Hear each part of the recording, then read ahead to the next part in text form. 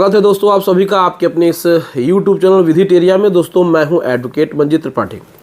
दोस्तों आज के इस वीडियो में हम लोग एक बहुत ही महत्वपूर्ण विषय पर चर्चा करेंगे कि अगर कोई भी रिकवरी एजेंट आपको ये धमकी देता है या फिर कोई भी NBFC कंपनी का एडवोकेट या फिर कोई बैंक का एडवोकेट आपको ये धमकी देता है कि उनके पास आपके खिलाफ अरेस्ट वारंट है। कभी कभी ऐसा होता है कि आपको फ़ोन आता है और धमकी देते हैं, रिकवरी एजेंट ही अपने आप को वकील बन के फ़ोन करते हैं और कहते हैं कि आपके खिलाफ़ हमारे पास अरेस्ट वारंट है, हम आपके दरवाजे पे आ रहे हैं, पुलिस आपको तुरंत अरेस्ट कर लेगी। अब ऐसा सिचुएशन में जो जानकार नहीं है, जो नॉर्मल इंसान है, वो डर जाता है।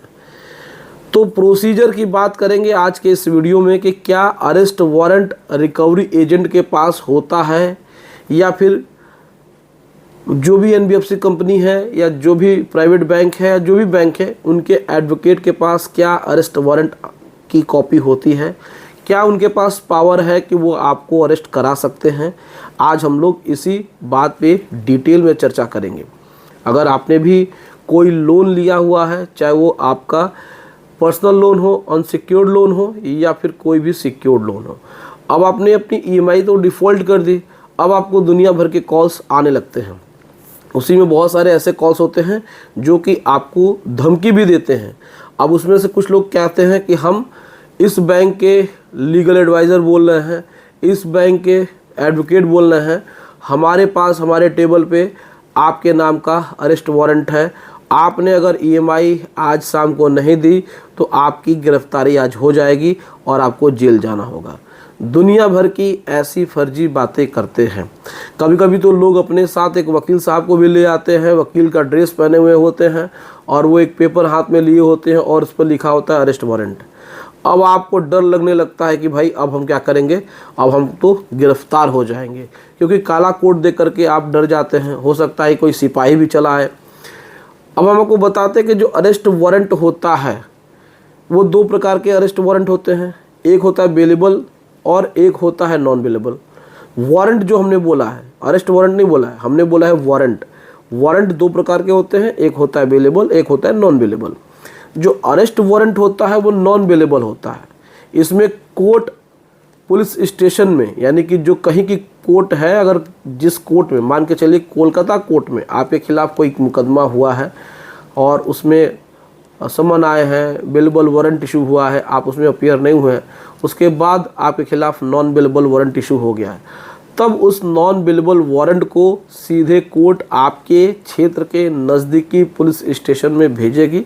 वहाँ से पुलिस आपके दरवाजे पे जाएगी, आपको अरेस्ट करेगी और उसके बाद अगर कोलकाता की पुलिस आई है तो कोलकाता की पुलिस को वो हैंड ओवर करेगी और उसके बाद कोलकाता की पुलिस आपको उस कोर्ट में जा कर के प्रोड्यूस करेगी। लेकिन इस दरमियान कभी भी उस अरेस्ट वारंट की, यानी कि NBW की, नॉन बेलेबल वारंट की कॉपी कभी भी न तो बैंक को दी जाती है और न ही बैंक के किसी भी लीगल डिपार्टमेंट को या किसी भी रिकवरी एजेंट को या तो मैनेजर को, न तो बैंक के वकील को उस कॉपी को देने का राइट नहीं है, प्रोविज़न नहीं है। तो अगर इस प्रकार से कोई भी आपको आकर धमकी देता है, कोई भी हो, देखिए हर काला कोट पहनने वाला व्यक्ति वकील नहीं होता है जब तक कि उसके पास बार एसोसिएशन का रजिस्ट्रेशन न हो। दो प्रकार से लोग रजिस्ट्रेशन होते हैं। एक होता है जिस एरिया में वो काम करते हैं, जिस शहर में उनका कोर्ट है, सिविल कोर्ट है, तो उसमें जो भी बार एसोसिएशन होगा उनका वहाँ पे रजिस्ट्रेशन होगा। जैसे कि हमारा इलाहाबाद हाई कोर्ट है और हमारा वाराणसी सिविल कोर्ट है, तो इन दोनों जगहों पे हमारा रजिस्ट्रेशन है।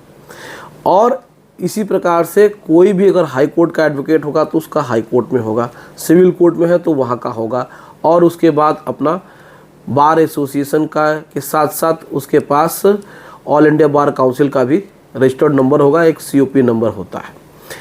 अब ये क्या है कि आपके पास कोई काला कोट पहन के आए तो आप उससे उसका बार का रजिस्ट्रेशन नंबर पूछिए।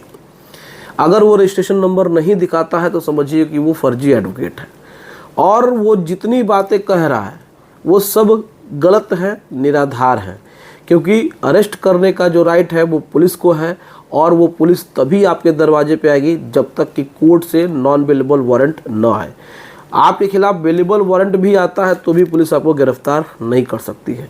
तो जो भी पुलिस आएगी उसके पास नॉन बेल वारंट होगा और वो उसमें आपको गिरफ्तार करके सीधे उस स्टेट से या उस शहर से जो भी पुलिस वाले आएंगे उनको सुपुर्दगी दे दी जाएगी, यानी कि आपको वहाँ पे ट्रांसफ़र कर दिया जाएगा। लेकिन अगर फर्जी तरीके से कोई रिकवरी एजेंट ये बात करता है कि हमारे पास आपके खिलाफ अरेस्ट वारंट है, तो बिल्कुल भी आप मत डरिएगा। ये सब बोगस चीज़ें हैं, ये फर्जी चीज़ें हैं, इनसे भी कभी आपको डरने की ज़रूरत नहीं है। इसीलिए आप लोग हमेशा सतर्क रहिए। कोई भी व्यक्ति रिकवरी के नाम पे आपके दरवाजे पे आता है तो आप बिल्कुल मत डरिए, उसका वीडियो बनाइए, उससे पूछिए उसके पास एज ए रिकवरी एजेंट काम करने का लाइसेंस है कि नहीं है, होम विजिट का ऑथराइजेशन लेटर है कि नहीं है। बहुत सी चीज़ें फॉर्मेलिटीज़ होती हैं। क्या उस बैंक ने कोई लेटर ऑथराइज करके उनको दिया है कि आप इस दरवाजे पे जाएंगे, कितने व्यक्ति जाएंगे, कौन कौन जाएगा, कितने बजे से कितने बजे तक जाएंगे, ये सारे नियम कानून उनको फॉलो करना है, क्योंकि ये आरबीआई की गाइडलाइंस है। तो इसमें अगर वो लोग कोई भी दस्तावेज, कोई भी डॉक्यूमेंट आपको नहीं दिखा पाते हैं तो आपको डरना नहीं है, आप उनका वीडियो रिकॉर्ड करिए। अगर वो कहीं भी बदतमीजी करते हैं और चिल्लाते हैं, कहते हैं कि हमें इस प्रकार के डॉक्यूमेंट नहीं दिए जाते हैं और हमें ये डॉक्यूमेंट आपको दिखाने का कोई भी राइट नहीं है, या फिर हम आपको नहीं दिखा सकते हैं, आपके पास कोई अधिकार नहीं इन सारी बातों का, तो आपको डरना नहीं है। फ़ोन उठाइए और 112 नंबर को फ़ोन करिए, या फिर आपके शहर में जो भी पुलिस हेल्पलाइन नंबर है, पुलिस कंट्रोल लाइन नंबर है, 100 डायल करके पुलिस वालों को फ़ोन करिए, बुलाइए, क्योंकि ये जो फ़ोन करेंगे वो डायरेक्ट कंट्रोल रूम में होता है।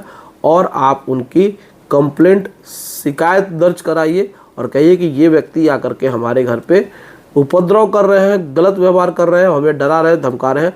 मामला अगर लोन का है तो ये हमारे साथ जो भी है, अगर बैंक ने या एनबीएफसी कंपनी ने कोई भी लीगल एक्शन ले लिया है, मामला कोर्ट में चल रहा है, तो फिर बात ईएमआई देने की नहीं है, क्योंकि आप उस समय ईएमआई देंगे भी तो भी कोई मतलब नहीं है जब तक कि कोर्ट से केस विड्रॉ नहीं होता है। तो ये प्रैक्टिकल चीज़ें हैं, इसको समझना बहुत ज़्यादा ज़रूरी है। आपको बिल्कुल परेशान और डरना नहीं है, क्योंकि अगर बैंक ने कहीं केस फाइल कर दिया है, कहीं सूट फाइल कर दिया है, तो फिर ईएमआई देने का तो सवाल ही पैदा नहीं होता है। तो ऐसे लोगों को आप तत्काल ईएमआई मत दीजिए, क्योंकि जो भी आप ईएमआई देंगे वो आपकी ईएमआई बिल्कुल भी व्यर्थ चली जाएगी, क्योंकि जब तक आपका सेटलमेंट नहीं होता है, कागजी कार्रवाई नहीं होती है, बैंक अपना केस वापस नहीं लेता है, तब तक ईएमआई मत दीजिए। तो सतर्क रहिए, जागरूक रहिए और ख़ुद को सेव करिए। और ये वीडियो अच्छी लगी हो तो वीडियो को लाइक करिए, इसको ज़्यादा से ज़्यादा शेयर करिए, अवेयरनेस फैलाइए और हमारे चैनल को सब्सक्राइब करके हमें सपोर्ट ज़रूर प्रदान करिए। चलिए मिलते हैं नेक्स्ट वीडियो में। Thank you so much. जय हिंद दोस्तों।